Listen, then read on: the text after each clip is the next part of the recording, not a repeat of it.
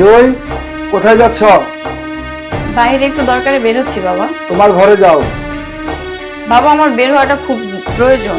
প্রয়োজন যত মেটাতে হয় বিয়ের পরে মেটাবে। যাও, এখন ঘরে যাও। তার মানে? আগামী শুক্রবার আমার বন্ধু আকরামের ছেলে সজলের সাথে তোমার বিয়ে সব ফাইনাল করে ফেলেছি। আমি চাই না এর মধ্যে কোনো ঝামেলা হোক। বাবা, আজ আমি সত্যিই অবাক হচ্ছি। আমি কি আসলেই তোমাদের সন্তান, নাকি আমি বিচারকের আসামি? তোমরা সবাই আমার সাথে এমন ব্যবহার করছো কেন?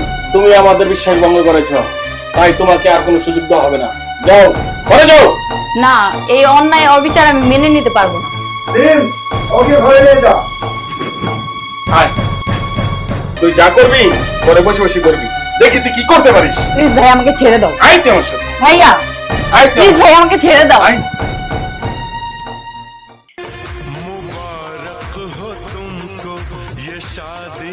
কিরে মনির, তোর প্রেমের কি অবস্থা? নতুন প্রেম এখনো তো আর ওইভাবে ঠিকঠাক হয়নি।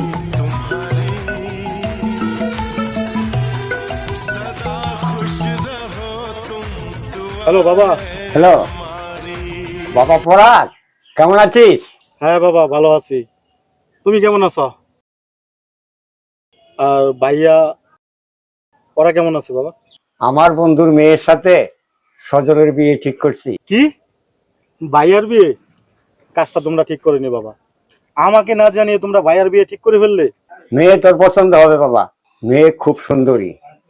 আগামী শুক্রবার বিয়ে ঠিক করেছি, যত তাড়াতাড়ি সম্ভব তুই বাড়িতে চলে আয়। ঠিক আছে বাবা, আমি সময় মতো চলে আসবো। কিন্তু ভাইয়া কোথায়? ওকে দাও। দাঁড়া দিচ্ছি। এই মোবাইল নে, পরাগ তোর সাথে কথা বলবে। হ্যালো পরাগ, ভাইয়া, কাজটা কিন্তু তুই মোটেও ঠিক করিসনি। জীবনের সবচেয়ে বড় সিদ্ধান্ত তুই একা নিয়ে ফেলেছিস, এই জন্য পরে কিন্তু তোকে পস্তাতে হবে। দূর বোকা, আমি সিদ্ধান্ত নিলাম কোথায়? সব তো বাবাই করেছে, আর তুই তো জানিস বাবার কোনো কথা আমি ফেলতে পারি না। তা ভাইয়া, বাবিটা দেখতে কেমন? অপূর্ব। ওকে দেখলে তোর পছন্দ হবে না, ওকে দেখলে তুই থমকে যাবি।